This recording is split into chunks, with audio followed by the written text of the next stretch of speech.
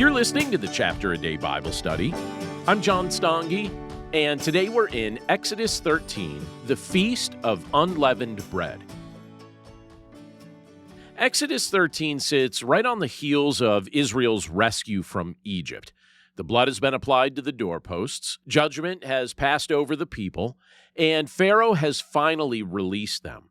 But instead of rushing straight into celebration or forward motion, the Lord pauses the story to teach his people how to remember.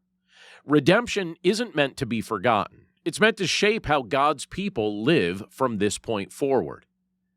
The chapter opens with a command that may sound surprising at first. We read, "The Lord said to Moses, 'Consecrate to me all the firstborn. Whatever is the first to open the womb among the people of Israel, both of man and of beast, is mine.'"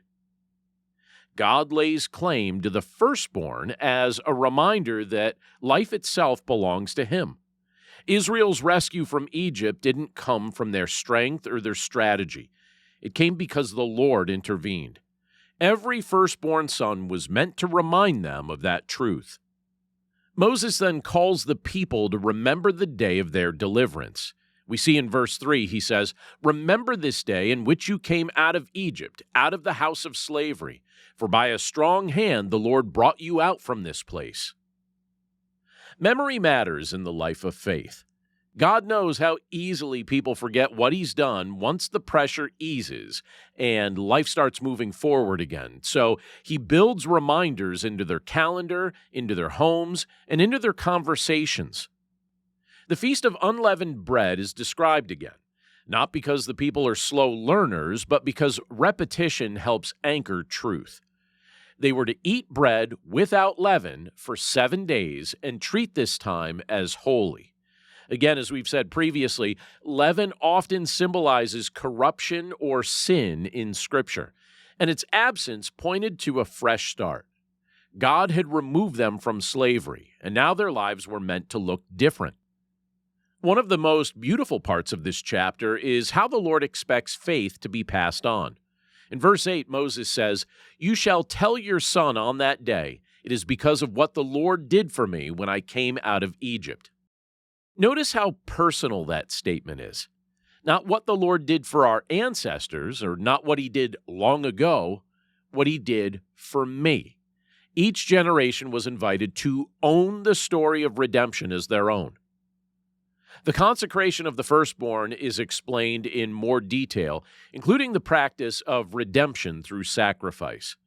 Every firstborn son was to be redeemed, pointing to the fact that a life was spared because another life stood in its place. This theme runs straight through the Bible. God's people live because a substitute has been provided. The chapter then shifts from remembrance to movement. God leads Israel out of Egypt, but not by the shortest route. In verse 17 we read, "God did not lead them by the way of the land of the Philistines, although that was near." The Lord knows his people better than they know themselves. He understands that immediate battles could overwhelm them, even after such a powerful deliverance. So he leads them by a longer path, one that would shape their trust. I think that truth should resonate with us as well. God's route often feels indirect to us. We want the shortest path and the fastest resolution. I've often thought that in my own life so many times. But God is forming hearts. He's not just solving problems. And his guidance always has purpose, even when it stretches our patience. Now, coming back to this passage, it's worth noting that the bones of Joseph are carried along as the people leave Egypt, fulfilling a promise made generations earlier in the book of Genesis. Joseph believed God would bring his people home, even when the circumstances didn't support that hope. Carrying his bones was an act of faith and continuity. God finishes what he starts.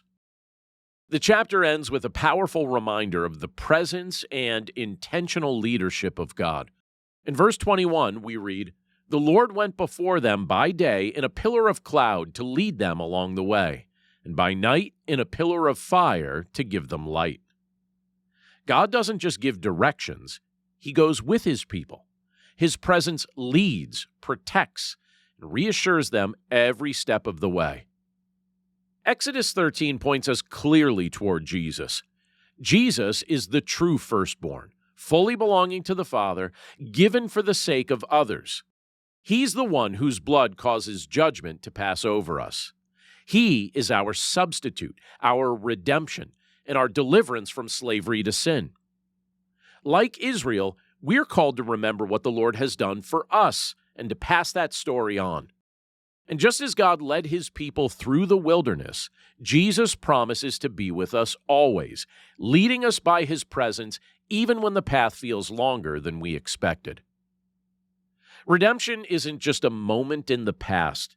It's a truth that shapes how we live, how we remember, and how we follow the Lord's leading today. Thanks again for listening to today's episode of the Chapter a Day Bible Study. For more resources to help you in your walk with Christ and your understanding of the Bible, please visit my website at BibleStudyHeadquarters.com. And if you'd like to partner with me by becoming a supporter of this ministry, you'll see a few options to do so, again, at BibleStudyHeadquarters.com or in the description of this episode. As always, thank you for your prayers, thank you for your support, and thank you for your willingness to share this content with others. Have a great day, and I'll see you again right here tomorrow.